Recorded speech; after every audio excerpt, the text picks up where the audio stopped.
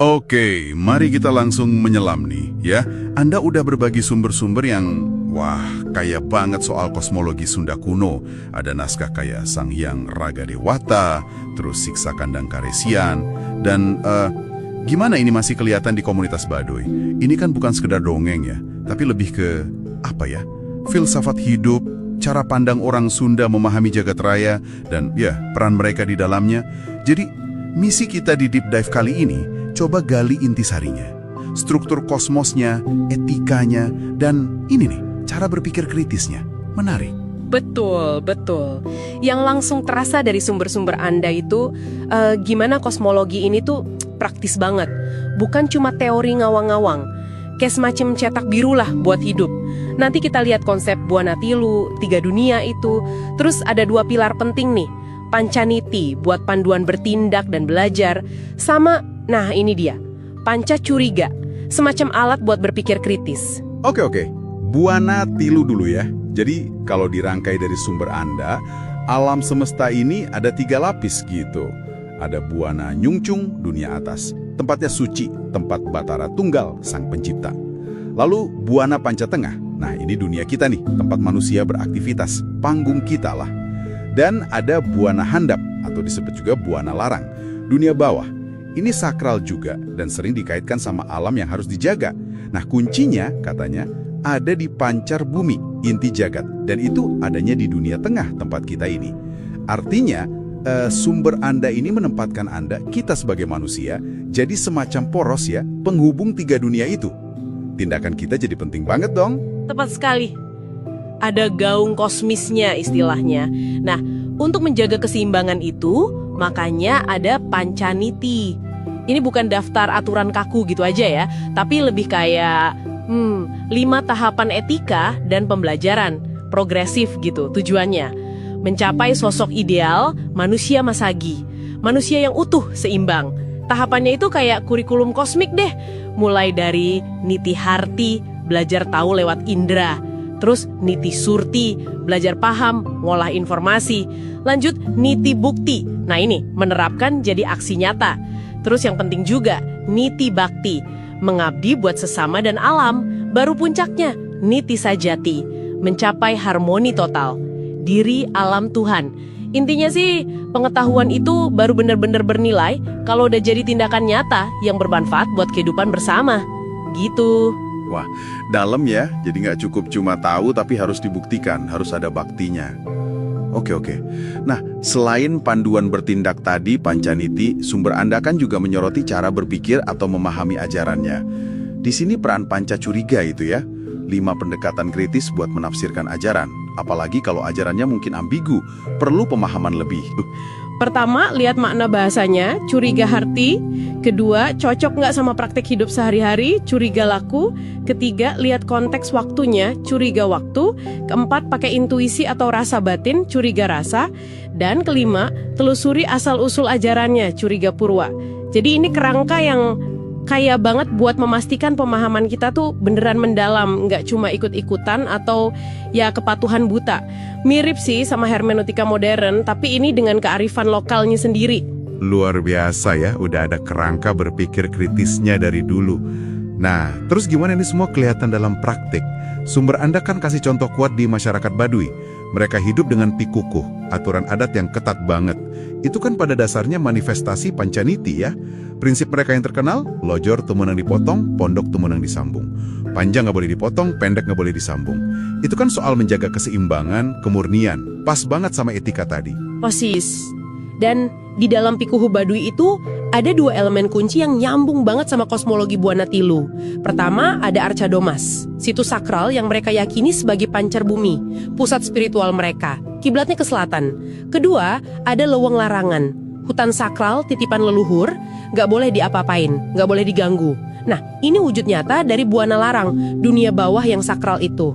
Buat mereka, jaga hutan ini bukan cuma soal lingkungan hidup loh, tapi lebih ke tugas teologis, menjaga batas kosmik tadi. Dan menariknya, mereka adaptif juga, pakai instrumen hukum modern kayak Perda Hak Ulayat buat melindungi zona sakral mereka ini. Cerdas. Jadi kalau kita tarik benang merahnya nih ya, apa intisari dari semua ini buat Anda pendengar? Kayaknya kosmologi Sunda kuno dalam sumber-sumber ini nawarin visi manusia Masagi. Individu yang seimbang, bertindak etis pakai pancaniti, tapi juga berpikir kritis dan bijak pakai panca curiga. Semuanya demi apa? Ya demi menjaga harmoni di pancar bumi, tempat kita berpijak ini. Dan contoh Baduy nunjukin kalau ini bisa bertahan, bisa relevan.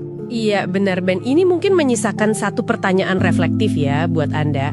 Di tengah dunia modern yang sering kali terasa, wah cepet banget riuh, kadang terasa terpecah-pecah. Gimana caranya Anda bisa menerapkan prinsip menjaga inti jagat atau pancar bumi ini, tapi dalam skala pribadi Anda? Gimana Anda merawat keseimbangan dalam diri Anda, dalam hubungan dengan orang lain, dan juga dengan alam sekitar?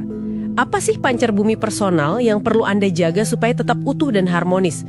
Mungkin itu yang bisa jadi bahan renungan. Selamat datang kembali di Selaman Mendalam kita.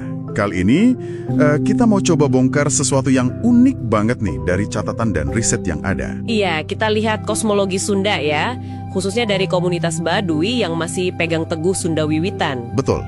Jadi misi kita kali ini, coba pahami gimana sih mereka melihat alam semesta ini. Terus peran gunung yang sakral itu, dan kaitannya sama warisan Austronesia kuno. Anggap aja ini semacam jalan pintas buat kita ngerti sebuah sistem kepercayaan yang tua banget tapi masih hidup sampai sekarang. Iya, dan yang bikin menarik itu komunitas Baduy ini kan dengan pikukuhnya, adat mereka itu kayak semacam kapsul waktu ya. Kapsul waktu, oke. Mereka ngelihat diri mereka itu sebagai penjaga pancar bumi. Inti jagat ya? Betul, inti jagat raya. Ini premisnya aja udah kuat banget buat kita gali lebih dalam. Oke. Kita mulai dari dasarnya dulu deh. Dari sumber-sumber ini, ada dua konsep kunci ya. Hyang. Iya, yang itu roh leluhur atau kekuatan ilahiyah gitu, biasanya di tempat tinggi kayak gunung. Jadi kata parahyangan itu dari situ, tanah parahyang. Tepat sekali, tanah parahyang. Nah, yang kedua itu pikukuh. Pikukuh. Ini aturan adatnya ya? Betul. Dan ini bukan aturan biasa, ini mutlak, gak bisa ditawar. Ada ungkapannya kan, polojor temenang dipotong, pondok temenang disambung. Panjang tak boleh dipotong, pendek tak boleh disambung. Artinya apa tuh? Prinsip menjaga keaslian, integritas, termasuk hubungan mereka sama alam semesta. Ini yang bikin mereka jadi penjaga itu tadi, harus apa adanya. Jadi kayak semacam konstitusi kosmik mereka gitu ya, si Pikukuh ini? Bisa dibilang gitu. Nah, ini yang ngebentuk pandangan mereka soal struktur alam semesta. Gimana tuh strukturnya? Mereka kenal Buana Tilu, 3 dunia. 3 dunia? Vertikal gitu? Iya, vertikal. Paling atas itu Buana Nyungcung, alam ilahi, tempat Batara Tunggal. Oke. Terus di tengah ada Buana Pancatengah. Ini dunia kita, tempat manusia hidup. Tempat kita hidup. Dan menariknya, hidup di sini tuh dianggap pengabdian, semacam tapa. Oh, jadi hidup sehari-hari itu bagian dari spiritualitas ya? Bukan sekedar, ya, hidup aja? Persis. Dan yang paling bawah itu Buana Handap atau Buana Larang. Dunia bawah. Dunia bawah. Larang artinya terlarang. Betul, sakral dan terlarang. Manifestasi fisiknya itu leweng larangan, hutan larangan keramat mereka. Oke, jadi hutan larangan itu representasi fisik dunia bawah. Nah, terus pusatnya di mana ini semua? Tadi disebut pancar bumi. Nah, itu dia. Mereka percaya wilayah Kanekes itu ya pancar bumi, inti jagat. Inti jagatnya ada di wilayah mereka. Iya, dan titik pusat dari pusatnya lagi itu ada di selatan pemukiman. Namanya Arca Domas. Arca Domas, itu kayak situs. Situs megalitik, pundan berundak gitu. Nama lainnya Sasaka Pusaka Buana. Dan ini bukan sekedar tempat ritual biasa. Oh iya, lebih dari itu. Mereka anggap itu titik awal kejadian bumi. Wow, titik awal mula bumi. Berat ya konsepnya? Banget. Bahkan ada detail menarik. Air di batu lumpang di Arca Domas itu dipakai buat ngeramal hasil panen. Serius? Jadi ada hubungan langsung antara yang paling sakral sama urusan perut sehari-hari ya? Iya, itu dia. Gak ada pemisahan kaku antara spiritual dan material. Nah, orientasi ke selatan ini juga penting banget. Selatan? Kenapa selatan? Kan Arca Domas di selatan. Jadi selatan itu arah kiblat spiritual mereka. Tempat roh leluhur juga dipercaya ada di sana. Makanya ada pamali. Betul, pamali tidur kaki ke arah selatan. Bahkan tata letak rumah pun, pemimpin adat mereka, itu paling selatan dan paling tinggi. Paling deket sama sakralnya pancar bumi. Jadi tata ruang kampung pun mencerminkan kosmologi mereka ya? Luar biasa. Iya, semua terhubung. Lalu peran gunung gimana? Selain sebagai tempat hyang tadi? Gunung itu kahyangan, tapi lebih dari itu dianggap pintu awal peradaban. Naskah-naskah kuno nyebut Gunung Salak, Ciremai itu sebagai kabuyutan. Kabuyutan. Tempat suci ya? Tempat suci, pusat spiritual, bahkan pusat aktivitas intelektual kayak penulisan naskah dulu. Jadi ini konsep Axis Mundi banget. Poros dunia yang hubungin langit bumi. Jelas banget ya konsep poros dunianya di gunung. Iya, jangkar vertikalnya di situ. Nah, implementasi Pikukuh tadi kelihatan jelas dalam menjaga lingkungan. Itu bagian dari tapak kolektif mereka. Menjaga lingkungan sebagai tapa. Gimana tuh maksudnya? Ya, menjaga leuweung larangan, si hutan larangan itu kan manifestasi buana larang. Itu sama artinya dengan menjaga keutuhan pancar bumi di Arca Domas. Jadi kalau hutan itu rusak, Wah, mereka percaya dampaknya bisa fatal buat seluruh dunia, bukan cuma buat mereka aja. Makanya ada zonasi hutan yang ketat. zonasi kayak gimana? Ada luang kolot, hutan tua yang konservasi total nggak boleh diganggu-gugat. Terus ada lahan buat huma, pertanian rotasi, terbatas. Baru dukuh lembur tempat pemukiman. Jadi etika konservasi mereka itu lahir langsung dari pandangan dunia mereka ya? Tanggung jawab kosmik? Tepat sekali. Nah, selain bumi dan gunung, langit juga ada perannya kan? Betul, ada matahari, surya, bulan, chandra. Disebut juga soal mitos gerhana sama gaha. Bulan dimakan naga gitu ya. Iya, dan ritualnya unik. Mukul lesung atau bunyi-bunyian lain. Itu upaya manusia bantu jaga keseimbangan kosmos pas gerhana. Menarik ya, jadi ada keselarasan antara siklus langit, ritual tahunan kayak muja ke Arca Domas, sama siklus pertanian huma mereka. Semua nyambung jadi satu sistem. Nah, kalau kita coba tarik ke gambaran yang lebih luas lagi, ini ada kemiripan kuat sama pandangan Austronesia kuno loh. Oh iya, di bagian mananya? Pemujaan leluhur di tempat tinggi Hyang, struktur tiga dunia, Buana Tilu itu kan mirip sama konsep Trihita Karana di Bali. Ah iya, 3 penyebab kebahagiaan itu ya. Hubungan manusia, alam, Tuhan. Betul. Terus, gunung sebagai poros dunia, Axis Mundi.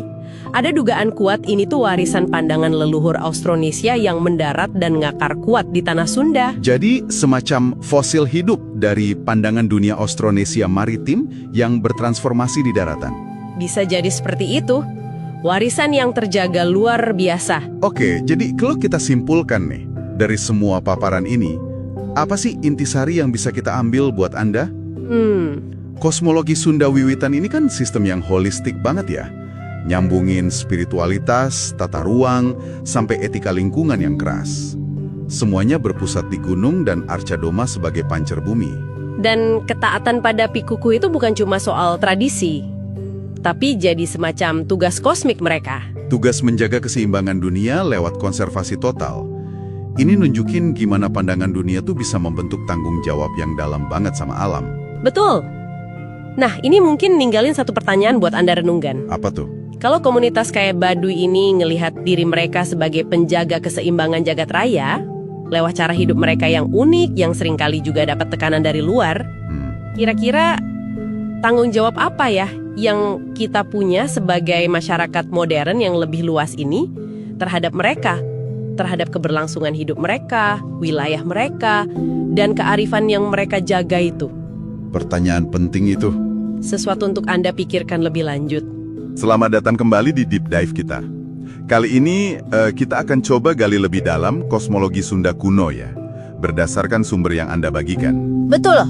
Kita lihat pandangan mereka soal hubungan antar manusia, terus struktur tata kelola masyarakatnya, lewat Tritangtu di Buana, sama makna di balik siklus hidup penting, kayak pernikahan, kematian gitu. Iya, menarik sekali sumber-sumber ini.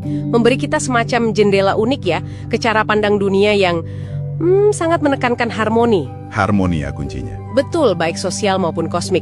Kita akan lihat nanti gimana etika, kepemimpinan, sama ritual itu, saling jalin-menjalin gitu. Oke. Mari kita mulai dari pandangan mereka ke sesama manusia dulu. Sumber Anda bilang manusia itu makhluk lemah. Ini langsung menyiratkan perlunya saling tolong gitu ya. Tepat sekali. Kelemahan itu justru jadi dasar kenapa perlu ada Triprawata. Nah, Triprawata ini apa persisnya? Itu fondasi etika komunalnya. Ada 3. Silih asih, yaitu saling mengasihi, empatilah. Terus silih asah, saling mengasah ilmu, keterampilan, bantu orang lain berkembang. Dan terakhir, silih asuh. Ini soal saling melindungi, membimbing, merawat. Semuanya ini alat praktis lah buat menjaga harmoni di Buana Pancatengah. Buana Pancatengah itu dunia kita ini ya? Iya, dunia tempat manusia hidup gitu. Ada analogi menarik nih dari Sang Hyang Siksa Kandang Karesian yang Anda kutip, soal kalau kita keinjak duri, rasanya sama aja kalau orang lain yang kena. Wah, ini empati banget ya. Banget. Penekanannya kuat di situ. Bahkan pentingnya tata krama, bahasa sopan saat bicara, itu juga ditegaskan loh. Oh iya, kenapa tuh? Ya, bagian dari silih asih juga, menjaga perasaan orang lain, komunikasi yang baik, yang santun, itu penting banget buat harmoni sosial. Oke, jadi Triprawata ini landasan etika personal dan sosialnya. Nah, kalau struktur masyarakatnya gimana? Di sini masuk konsep Tritangtu di Buana ya. 3 ketentuan di dunia. Sistem tata kelolanya ini. Iya, bisa dibilang gitu. Ini filosofi tata kelola zaman Kerajaan Sunda dulu. Puncaknya mungkin era Prabu Siliwangi III. Intinya, kepemimpinan itu dibagi 3 pilar. Saling melengkapi, saling mengimbangi. 3 pilar? Apa aja tuh? Ada Prabu, ini pemegang kuasa pemerintahan, eksekutifnya lah. Terus Resi, ini penasihat spiritual, kaum cendekia yang ngurusin pikiran dan perasaan. Seringkali perannya di keadilan, kebijaksanaan. Yudikatif dan spiritual gitu ya? Kurang lebih begitu. Nah, yang ketiga Rama. Ini pemimpin komunitas lokal, kepala desa atau wilayah gitu. Fokusnya melayani, membimbing masyarakat langsung. Sosok bapak lah. Jadi bukan cuma bagi-bagi kuasa ya, tapi upaya menyeimbangkan antara kekuatan politik si Prabu, terus kearifan atau nurani si Resi, dan pelayaran akar rumput oleh Rama. Tepat, tujuannya yaitu tadi harmoni, mencapai tatanan hidup yang lurus dan benar. Kedengarannya ideal banget ya, tapi apa sumbernya cerita juga soal prakteknya? Apa selalu seimbang? Sumber-sumber yang Anda bawa ini lebih fokus ke konsep idealnya ya, sebagai filosofi. Tentu dalam sejarah, dinamika kekuasaan pasti ada naik turunnya. Tapi yang penting, ada kerangka berpikir yang berusaha menyeimbangkan itu. Oke, paham. Sekarang kita geser sedikit ke siklus kehidupan. Pernikahan misalnya. Gimana pandangan ini mewarnai pernikahan? Katanya lebih dari sekedar ikatan 2 orang ya? Oh, jauh lebih dalam. Pernikahan itu dianggap ikatan komunal dan spiritual. Bukan cuma nyatuin 2 orang, tapi 2 keluarga besar, termasuk leluhur mereka, karuhun. Leluhur ikut juga, wah. Calon pengantin minta restu orang tua dan leluhur. Itu menunjukkan betapa pentingnya hubungan lintas generasi. Ada juga simbolisme kayak Pabetot Bakaka. Apa itu Pabetot Bakaka? Pasangan baru itu rebutan ayam panggang utuh. Itu simbol tanggung jawab bersama cari rezeki, harus adil. Bahkan perceraian pun diatur adat, menunjukkan seriusnya ikatan ini. Dalam ya maknanya. Terus kalau kematian gimana? Katanya transisi, tapi ada hubungannya sama perbuatan kita. Betul, ada filosofi kuat. Manusia itu susah karena ulahnya, seneng karena ulahnya. Perbuatan baik, manggawe hade, itu dipercaya bisa mengantar jiwa jadi wijayana. Wijayana? Manusia beruntung, yang diberkahi dewata gitu. Sebaliknya, kalau perbuatannya buruk, manggawe hala, ya bisa berakhir di kawah, tempat penderitaan. Jadi ada semacam pertanggungjawaban ya? Ada yang berduka. Individu itu nggak pernah lepas dari jaringan sosialnya. Jadi kalau kita tarik benang merahnya nih, untuk Anda, apa intinya? Kita udah lihat pandangan Sunda kuno yang sangat menekankan saling ketergantungan lewat Triprawata. Betul. Terus pentingnya keseimbangan tata kelola di Tritangtu. Dan siklus hidup yang erat banget sama komunitas, leluhur, dan tanggung jawab etis. Yang paling menonjol buat saya sih bagaimana etika personal, struktur kepemimpinan, sama ritual itu dijalin jadi satu kesatuan yang utuh. Gak terpisah-pisah, semuanya mengarah ke harmoni. Iya, koheren banget ya sistemnya. Nah, ini mungkin jadi pemikiran penutup untuk Anda renungkan. Di zaman kita sekarang yang seringkali terasa individualistis ya, pelajaran apa sih yang bisa kita petik dari cara berpikir yang begitu menghargai harmoni komunal, tanggung jawab bersama, dan kearifan keseimbangan ala Triprawata dan Tritangtu ini? Selamat datang di Deep Dive kita. Hari ini kita akan coba bongkar materi yang Anda berikan. Ini menarik sekali, tentang pergeseran budaya dan spiritual masyarakat Sunda kuno. Ya, betul. Sumber-sumber ini kan nunjukin ya gimana fondasi kosmologi mereka itu memungkinkan cara yang unik gitu loh buat nerima pengaruh luar, Hindu, Buddha, Islam. Betul, ada semacam fleksibilitas di sana. Nah, kita juga mau lihat nih, kenapa sih Tatar Sunda itu kok rasanya ya relatif sepi candi megah kalau dibanding Jawa. Terus, gimana strategi adaptasi mereka, contohnya yang masih ada di Baduy itu masih relevan sampai sekarang. Mungkin Anda pernah kepikiran ya, gimana sih sebuah budaya bisa nyerap hal baru, tapi kok yang nggak hilang gitu intinya. Atau kenapa arsitektur bisa beda banget di wilayah deketan. Nah, mari kita telusuri bareng-bareng. Oke, kita mulai dari dasarnya dulu kali ya. Di materi ini disebut kalau Sunda Wiwitan itu sudah punya konsep Tuhan Yang Esa, namanya Sang Hyang Kersa. Nah, gimana konsep ini ngaruh ke cara mereka hadapi pengaruh dari luar? Nah, ini jadi kunci penting banget sebetulnya. Karena udah ada konsep tunggal Sang Hyang Kersa, mereka jadi lebih, lebih mudah untuk mengintegrasikan ide baru. Jadi bukan mengganti total gitu. Oh, jadi bukan ditolak atau diganti ya, tapi digabungin. Tepat. Jadi waktu Hindu, Buddha, atau Islam masuk, ya elemen-elemennya itu diserap, terus disesuaikan sama kerangka berpikir yang udah ada. Islam contohnya, masuknya kan damai ya, lewat akulturasi. Jadinya ya khas, ada Islam Sunda gitu. Akulturasi damai ya? Iya, sinkretismenya kelihatan jelas kok.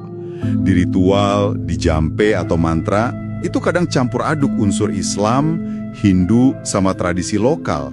Jadi, identitas Sunda itu katanya bukan di bendanya, tapi di cara berpikir yang adaptif tadi. Ada ungkapan kan, Sunda adalah Sunda, tetap satu meski berubah. Itu nunjukin mentalitasnya. Wah, menarik banget itu cara berpikirnya. Jadi, meskipun di naskah kuno kadang disebut nama dewa-dewi Hindu-Buddha, fokus utamanya sebenarnya tetap ke Sang Hyang tertinggi itu ya? Iya, betul. Masuknya Islam itu seolah malah menguatkan konsep tauhid yang benihnya udah ada di mereka. Cuma ya fokusnya geser dikit. Dari Hyang yang di gunung, jadi lebih ke Gusti Pangeran. Oke. Nah, ini nyambung nih ke pertanyaan yang ya sering banget muncul. Kenapa kok kita nggak banyak nemu candi-candi gede gitu ya di tanah Sunda? Beda banget sama di Jawa. Sumber Anda kan nyebut soal konsep kabuyutan. Bisa dijelasin lagi, Pak? Tepat, kabuyutan. Sederhananya sih, itu tempat yang dianggap sakral, keramat. Nah, inti kosmologi Sunda kuno itu menempatkan gunung sebagai pusatnya. Poros dunia, aksis mundi, tempatnya Hyang atau roh leluhur. Makanya ada istilah parayangan.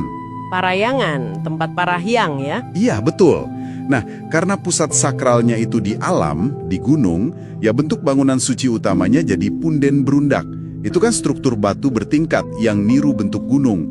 Tujuannya ya buat mendekat ke yang ilahi. Contoh paling jelasnya ya Arca Domas di Baduy itu. Oh, punden berundak. Itu kan tradisi lebih tua ya dari megalitikum? Betul sekali. Jauh lebih tua dari pengaruh Hindu-Buddha. Dan pas banget sama pandangan dunia mereka. Jadi, candi megah ala Jawa yang biasanya buat muja dewa tertentu atau makam raja dewa, jadi ya kurang relevan buat mereka. Masuk akal secara kosmologis. Tapi ada faktor lain nggak? Mungkin sosial atau politik gitu? Ada indikasinya ke arah sana juga. Kalau kita lihat sejarahnya, kerajaan Sunda itu kan relatif lebih stabil ya. Konflik internalnya nggak sebesar beberapa kerajaan di Jawa pada masanya. Oh gitu ya? Iya. Nah, bangun candi besar itu kan proyek. Wah, gede banget ya. Butuh sumber daya banyak. Seringnya juga jadi semacam alat legitimasi politik buat raja. Dan itu mahal. Mungkin karena tekanan politik internal lebih rendah, terus masyarakatnya juga lebih egaliter, fokusnya ke gunung yang alami, ya akhirnya investasi besar buat candi buatan jadi kurang prioritas buat penguasa Sunda saat itu. Oke, jadi ada kombinasi alasan ya, kosmologi, politik, sosial. Nah terus gimana mereka jaga ajaran inti ini? Di tengah perubahan zaman kan pasti ada tekanan ya. Sumber Anda nyebut prinsip pikukuh, itu apa intinya? Pikukuh, itu prinsip utama yang dipegang erat banget. Sering diungkapin pakai kalimat, lojor temenang dipotong, pondok temenang disambung. Artinya, yang panjang nggak boleh dipotong, yang pendek nggak boleh disambung. Intinya, ada hal-hal dasar yang absolut nggak boleh diubah sama sekali. Nggak boleh diubah ya. Apa aja itu? Nah, prinsip ini diterapin ketat banget terutama kedua hal. Pertama, inti spiritualnya, yaitu kesakralan situs kayak Arca Domas itu. Itu dianggap pancer bumi, pusatnya jagat. Kedua, inti ekologis, yaitu menjaga leuweung larangan, hutan terlarang. Hutan terlarang? Iya, hutan ini dianggap kayak buana larang, zona konservasi absolut. Buat mereka, ngerusak lingkungan itu sama aja ngerusak kesucian jagat raya. Berat itu hukumannya. Wah, kuat sekali ya hubungan spiritual dan ekologisnya. Terus, selain jaga yang inti ini, gimana cara mereka interaksi sama dunia luar yang, ya, terus berubah? Ada strategi khusus nggak? Ada, dan ini cerdas menurut saya. Mereka pakai semacam zonasi. Ada zona inti, itu Baduy Dalam atau Tangtu. Di sana Pikuku dijaga super ketat, nolak banyak pengaruh modern. Yang nggak boleh pakai alas kaki itu ya? Iya, salah satunya itu. Terus ada zona penyangga, itu Baduy Luar atau Panamping. Nah, di sini lebih fleksibel. Boleh interaksi ekonomi, boleh pakai teknologi terbatas, tapi tetap nggak boleh ganggu inti ajarannya. Jadi ada filter gitu ya? Betul. Dan yang lebih menarik lagi nih, mereka juga pakai alat modern buat melindungi tujuan kuno mereka. Contohnya gimana masyarakat Baduy itu aktif mendorong lahirnya perda hak ulayat mereka. Oh ya, pakai perda? Iya, itu kan instrumen hukum modern ya. Dipakai sebagai perisai buat melindungi leuweung larangan dan menegakkan Pikuku dari tekanan luar. Adaptasi yang sangat strategis menurut saya. Luar biasa. Jadi kalau kita rangkum nih dari materi Anda, kunci resiliensi Sunda kuno itu pertama dari fondasi spiritualnya yang fleksibel ya, memungkinkan sinkretisme yang unik itu. Betul. Terus fokus kosmologinya ke gunung, bukan ke bangunan. Makanya lahirnya punden berundak, bukan candi megah. Dan terakhir, strategi adaptasinya berlapis. Jaga ketat inti Pikuku di dalam, tapi interaksi selektif di luar, bahkan pakai alat modern kayak hukum buat melindungi tradisi. Keren sih. Yang bisa nyiimbangin antara prinsip inti yang gak bisa ditawar, Pikuku, sama adaptasi fungsional di luarnya, bisa kasih kita perspektif baru, terutama buat menghadapi arus perubahan yang, ya, deras banget di dunia Anda saat ini.